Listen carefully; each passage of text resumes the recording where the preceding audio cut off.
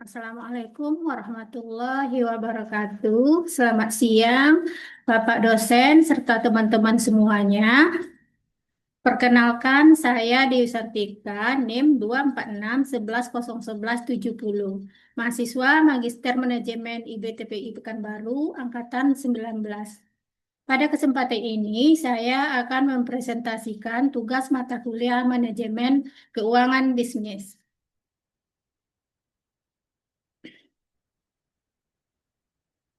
Eh, di mana kita mempunyai kasus seperti berikut. PT Pelita merencanakan untuk membuka usaha L dan usaha S. Investasi yang dibutuhkan masing-masing sebesar 1.000 juta, di mana 200 juta dibutuhkan untuk modal kerja dan 800 juta dibutuhkan untuk investasi. Struktur modal perusahaan saat ini adalah sebagai berikut. Hutangnya 25%, saham preferen 15%, saham biasa 60%. Sedangkan data-data lainnya adalah sebagai berikut. Suku bunga yang dianggap bebas risiko adalah 6%, return yang diharapkan di pasar 10%, pajak perusahaan 30%, risiko pasar perusahaan 1,2%. Harga saham saat ini adalah 1.000, dividen yang dibagikan tahun lalu sebesar 200, dan reinvest yaitu 10%. Untuk mendapatkan dana ini, perusahaan akan menerbitkan obligasi sebesar 250 juta dengan nilai pari sebesar 1.000. Biaya emisi untuk menerbitkan obligasi adalah Rp75 per lembarnya. Kupon yang ditawarkan adalah 12% per tahun. Obligasi tersebut diterbitkan selama 5 tahun. Untuk memenuhi kebutuhan dana investasi, perusahaan akan menerbitkan saham preferen sebanyak 100.000 lembar dengan harga per lembarnya 1.500 per lembar. Dividen yang akan diberikan adalah sebesar 125 dan biaya emisi saham 2%. Laba ditahan perusahaan yang bisa dimanfaatkan untuk mendanai investasi adalah sebesar 300 juta. Sisanya dipenuhi dengan menerbitkan saham baru dengan biaya emisi saham 2%. Ini adalah tabel investasi sebesar 100 juta diharapkan akan diperoleh cash inflow-nya seperti yang ada di tabel ini. Untuk itu, kita diminta untuk menghitung apakah usaha L tersebut layak dijalankan oleh perusahaan atau usaha S. Di sini kita menggunakan analisa dengan payback diskon, NPV, IRR, dan MIRR, crossover, dan analisa risiko. Bagaimana kemungkinan untuk dilakukan portofolionya? Maka jelaskan analisanya.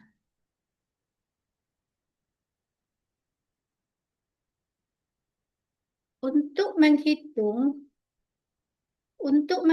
analisa tersebut, kita akan menghitungnya menggunakan Excel. Bentar ya Bapak Ibu, saya share dulu data Excel-nya. Oke.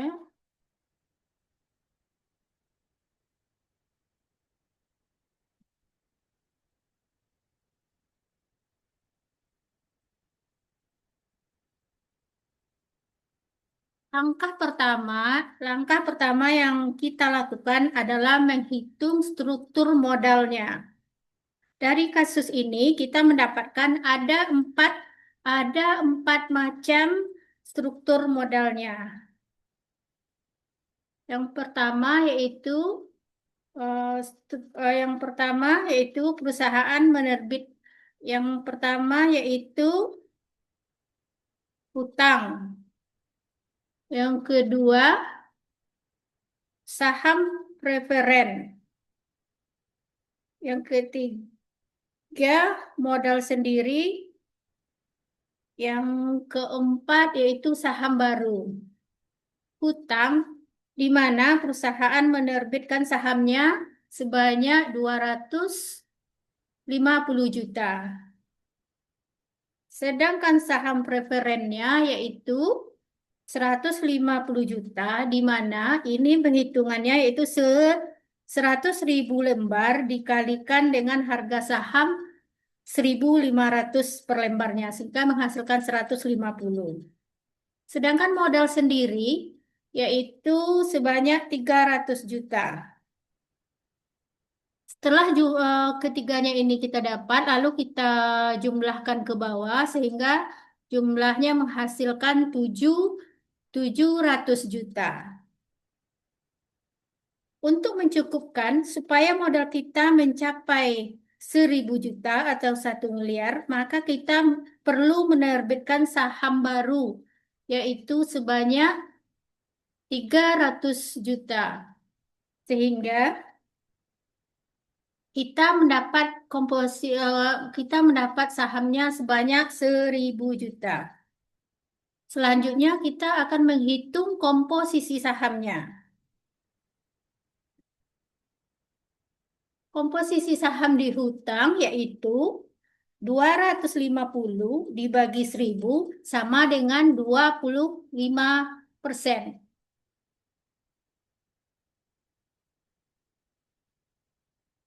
Sedangkan saham referennya yaitu 15% dan saham modal sendirinya yaitu 30% dan saham barunya 300%. Setelah semua komposisi keempat modal ini kita dapatkan, lalu kita jumlahkan ke bawah sehingga kita mendapatkan komposisinya menjadi 100%. Selanjutnya kita akan menghitung cost-nya. Yang pertama kita hitung, eh, untuk menghitung cost ini kita harus tahu dulu tentang hutang obligasinya. Hutang obligasi di tahun pertama, di 0 tahun, di mana eh, di 0 tahun, di mana di sini adalah min 1.000 ditambah dengan 75, maka hasilnya min 925. Di tahun pertama, pengaliannya yaitu 1.000 dikali 12%, sehingga kita mendapat hasilnya 120. Kita hitung, selanjutnya kita kalikan dan kita hitung sampai di tahun kelima. Pada tahun kelima, jumlah hasil di tahun kelima kita tambahkan 1.000 sehingga hasilnya menjadi 1.200. Setelah itu kita akan menghitung interestnya. Interestnya ini yaitu tambahkan hutang obligasi dari tahun 0 sampai ke tahun kelima, maka kita akan dapat jumlah interestnya yaitu 14,19%.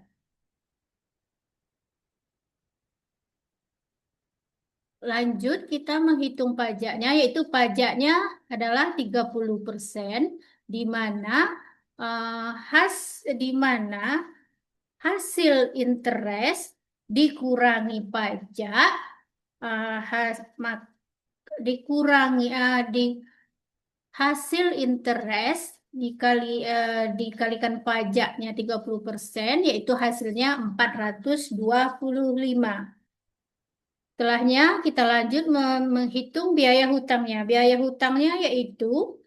Eh, biaya hutangnya yaitu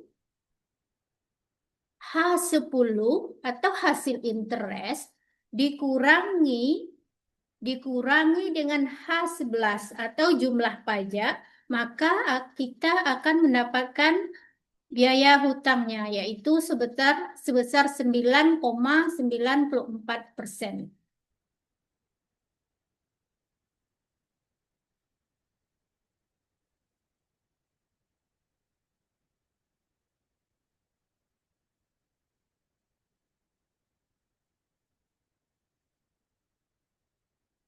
Lan- Kita lanjut menghitung kolom kos, di mana biaya hutang sudah kita dapatkan tadi, yaitu di sebesar 99,94%. Langsung aja kita masukkan di sini, 9,94%.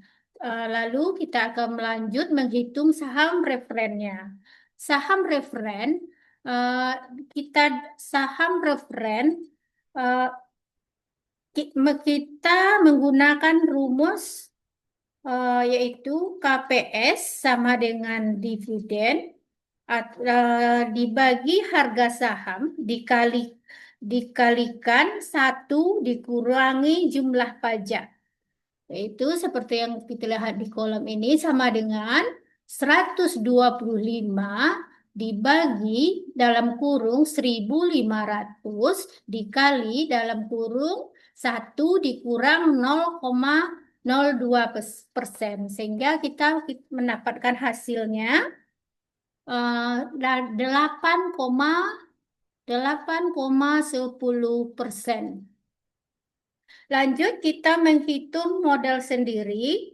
Modal sendiri ini dapat kita hitung dengan menggunakan dua metode. Yang pertama dengan rumus KS, yang kedua dengan rumus CPM. Dengan rumus CPM.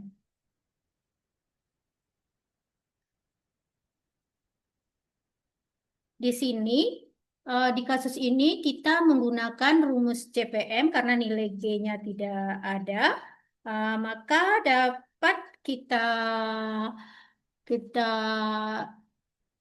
maka hasilnya dapat kita lihat, yaitu 6% ditambah dalam kurung 10% dikurang 6%, dikalikan 1,2. Maka hasil yang kita dapat adalah 10,80%.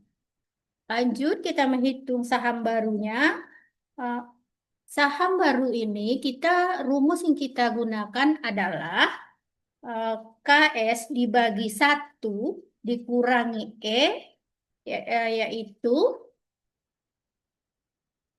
yaitu 10,8% dibagi 1 dikurangi 0,02. Jadi hasilnya 11,02. Kita lanjut ke kolom berikutnya. Kita akan menghitung COC-nya atau cost of capital-nya. Di mana di sini kita tinggal mengalihkan komposisi dikalikan dengan cost-nya. Maka kita akan mendapatkan hasil COC-nya. Setelah hasilnya dapat, langsung kita hitung dari tahun ke-1 sampai ke tahun kita hitung dari hutang, saham referen, modal sendiri, dan saham baru. Lalu kita jumlahkan ke bawah maka kita akan mendapatkan hasilnya yaitu 10,3, yaitu atau WACC-nya. Sekarang kita akan mencoba menghitung kemungkinan terbaik dan kemungkinan terburuk. Kita mulai dari perusahaan L.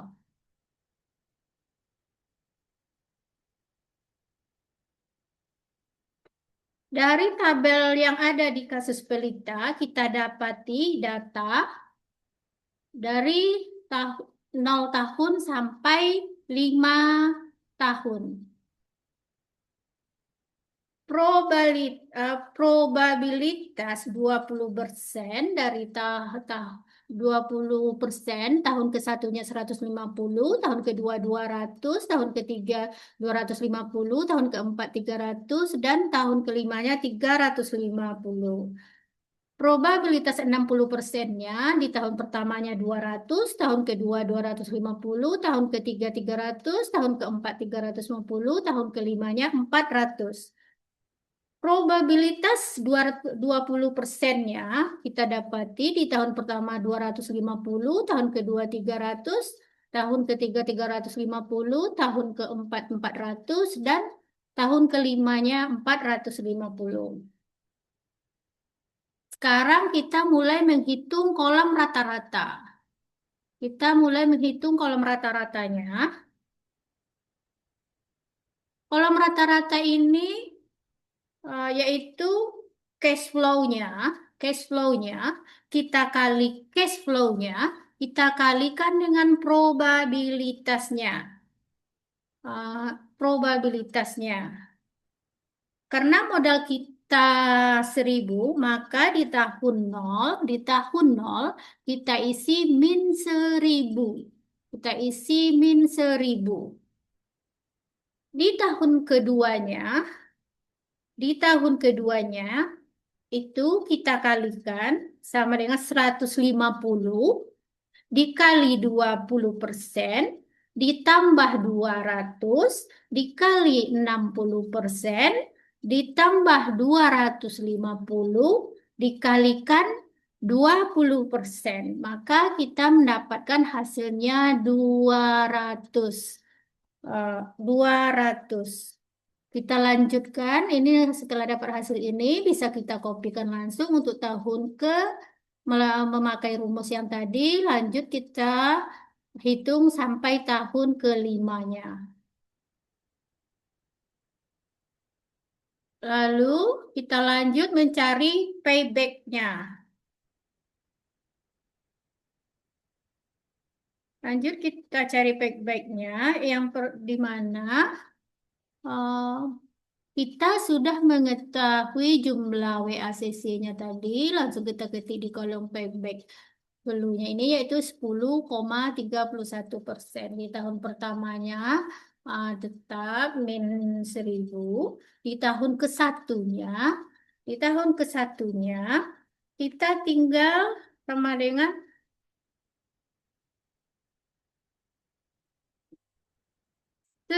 min 1000 dikurangi 200 dikalikan tahun 1 sama dengan 100 sama dengan 800.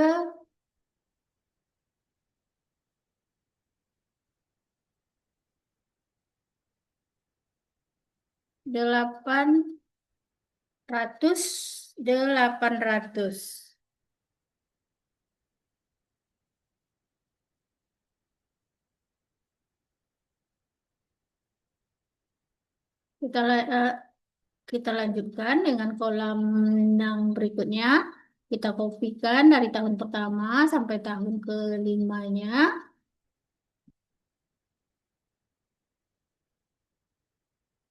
Lanjut kita menghitung payback-nya. Payback-nya yaitu 1000 dikurangi 200 sama dengan 800.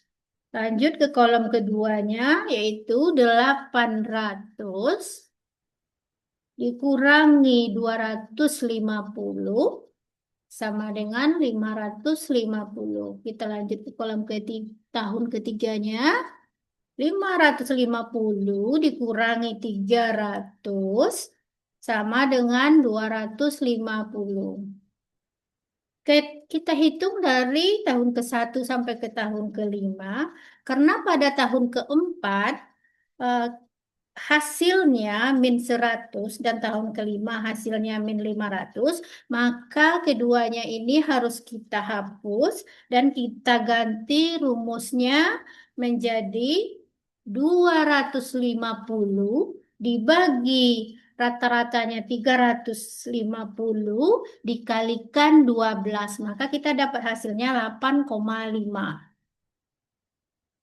Untuk tahun kelimanya kita memakai rumusnya yaitu 80,5 dikurangi 8 dikalikan 30. Hasilnya adalah 17,14286. Maka kita dapati Di sini kita dapati 3 tahun, 8 bulan, 18 hari. Lanjut, kita hitung payback diskonnya. Payback diskon ini kita menggunakan rumusnya yaitu min 1.000 dikurangi 181 min 1.000 dikurangi dikurangi 181,3, maka kita mendapat hasilnya 818,19. Kita lanjutkan menghitungannya sampai tahun kelimanya. Di tahun kelimanya kita mendapati min 91,67. Karena hasilnya min, maka ini kita hapus dan kita ganti cara pembagiannya, yaitu 153 dibagi 244 dikalikan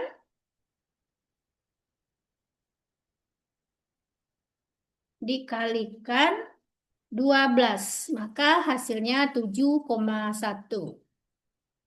Di kolom berikutnya, hasil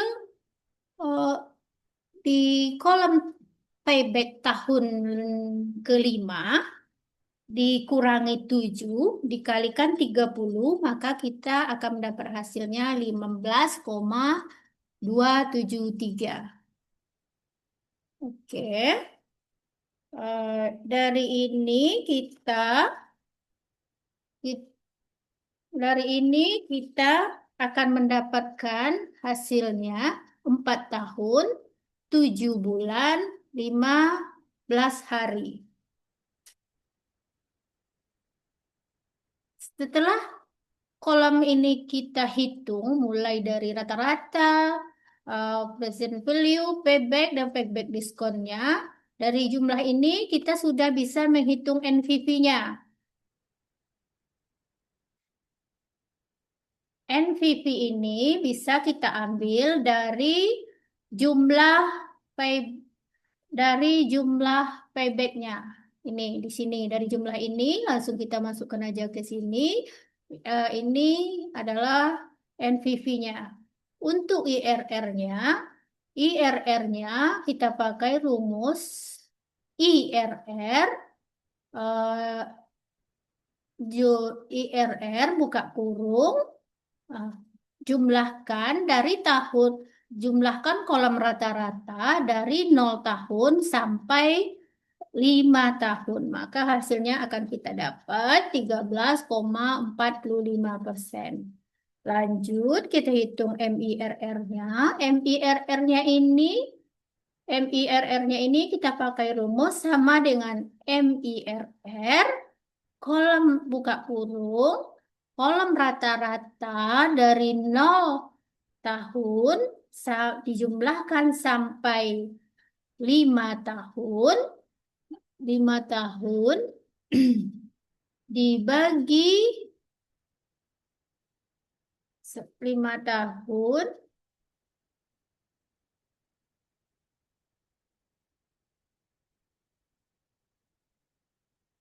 koma di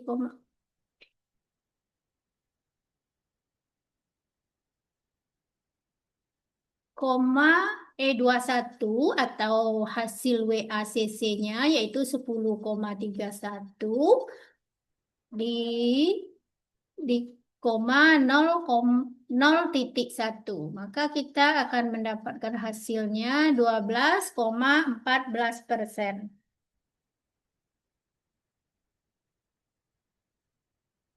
Lalu kita masuk ke kolom variance. Kita mulai menghitung variannya. Cara menghitung variance yaitu 150 dikurangi 200 dikalikan probabilitasnya 20%, ditambahkan 200, dikurangi 250, di,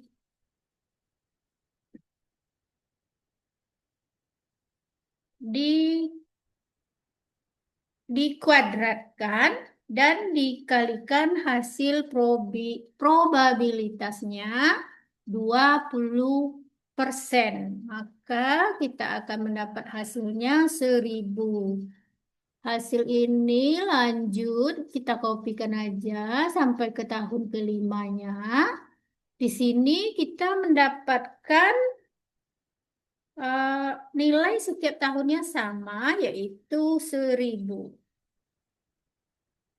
Lanjut, kita akan menghitung standar NPV-nya.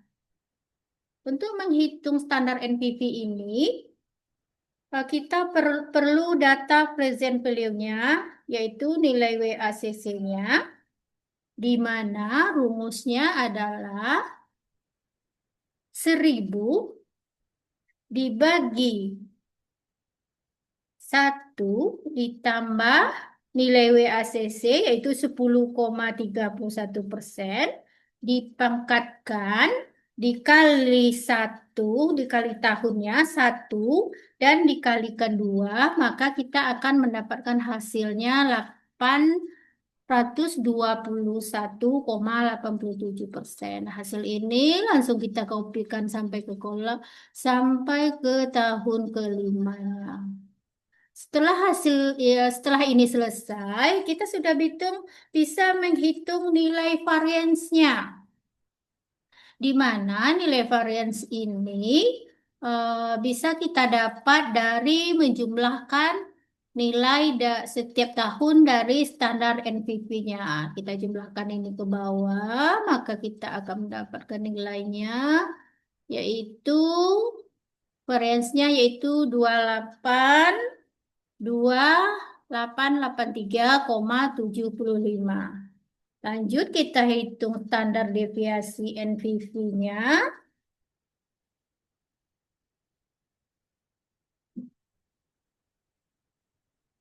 Nilai standar NPV ini kita menggunakan SQRT dikalikan dikalikan 2883, maka sama dengan 53,70,70.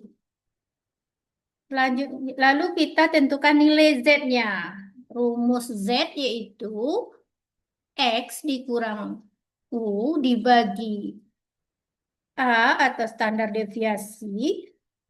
Di sini bisa kita lihat sama dengan 0 dikurangi 91,67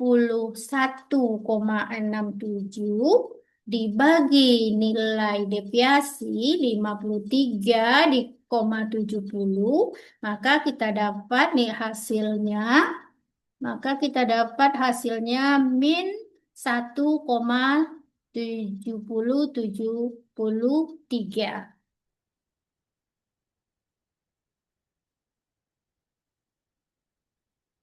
Lalu kita menghitung probabilitas ruginya dengan menggunakan normal distribution, yaitu dengan rumusnya norm DIST dikalikan hasil Z. Norm SDIST dikalikan hasil Z, maka kita mendapatkan nilai probabilitas ruginya 4,39%.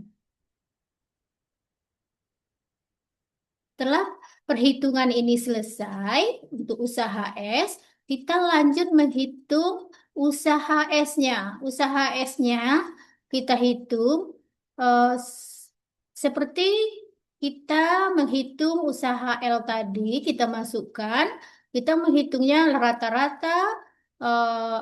rata-rata FVV-nya, payback diskonnya, variance-nya, sama standar NPV-nya. Eh, Caranya sama dengan kita menghitung usaha S tadi. Di sini sudah kita dapat hasilnya dengan menerapkan langkah-langkah seperti di usaha S tadi. Setelah perhitungan usaha S ini selesai, kita lanjut membuat tabel analisanya, di mana dari usaha L dan S ini dengan menggunakan metode evolusi investasi umum yang digunakan yaitu NPV, IRR, MIRR, payback period, serta analisis risiko dan probabilitas kerugian. Maka kita eh, akan membahasnya satu persatu. Modal awal kita ini kriterianya, kolom kedua usaha S, kolom ketiganya usaha S. Eh, Modal pertama kita di usaha S adalah 1.000, di min 1.000, di usaha S juga min 1.000. Eh, Lanjut, NPV-nya atau net present value-nya, usaha S 91,67, usaha L 91,67, usaha S 136,66.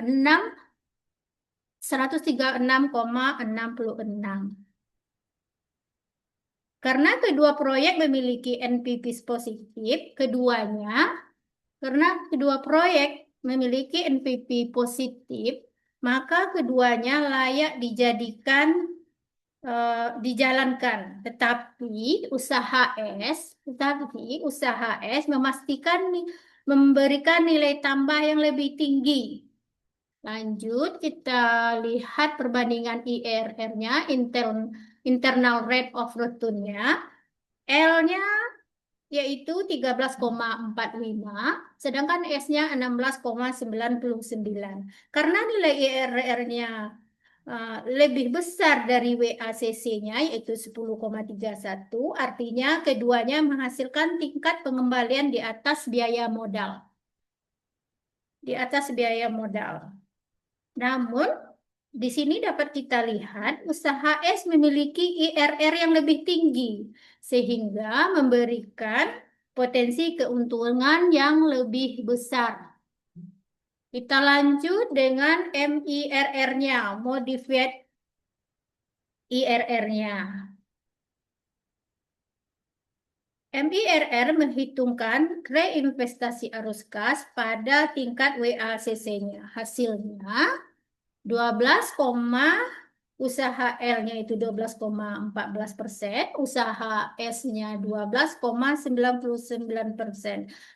Di sini dapat kita lihat perbedaannya tidak terlalu banyak, namun usaha S tetap lebih unggul sedikit. Kita lanjut dengan payback period dan payback diskon. Payback period di usaha L yaitu 3 tahun, 8 bulan, 18 hari, sedangkan payback diskonnya yaitu 4 tahun, 7 bulan, 16 hari. Di usaha S, payback periodnya yaitu 2 tahun, 7 bulan, 28 hari, sedangkan diskon paybacknya yaitu 3 tahun, 7 bulan, 1 hari. Artinya, usaha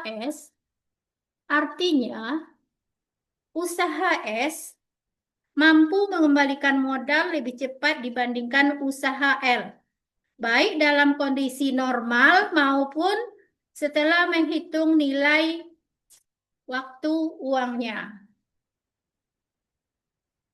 Yang kelima yaitu analisa risiko varians, standar deviasi, dan probabilitas ruginya.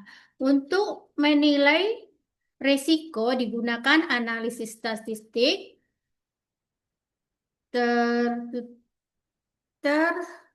statistik terhadap NPV-nya. Usaha L memiliki varians 2,8 883,75 dan standar deviasinya 53 eh, dan standar deviasinya 53,70. Usaha S eh, usaha usaha S nilai variansnya 9,893,94 dan standar deviasinya 99,47.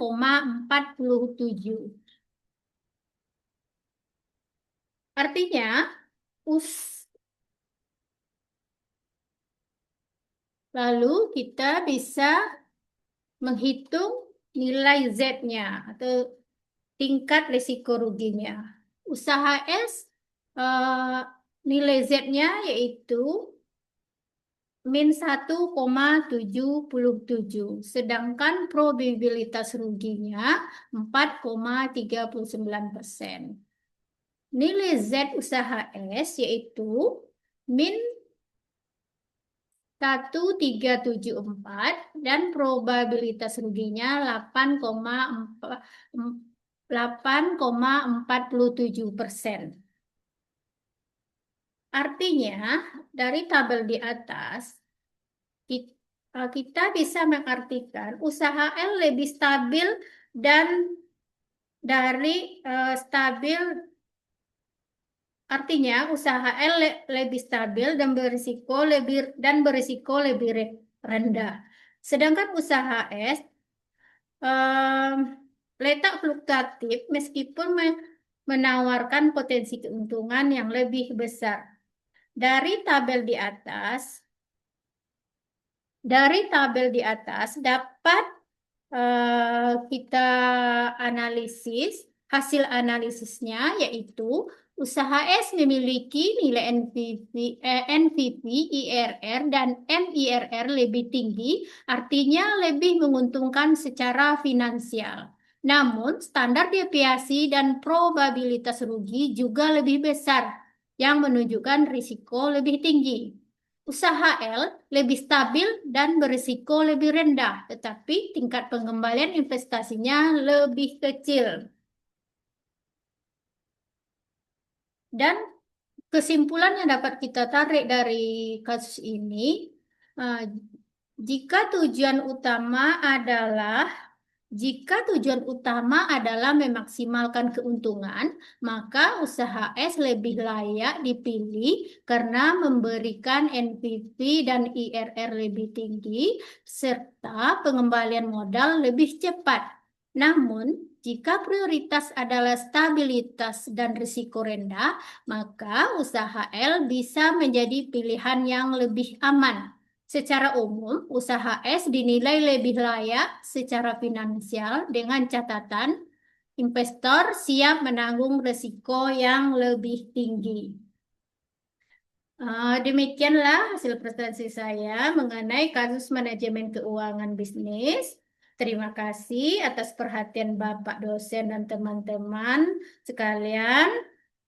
Selamat siang.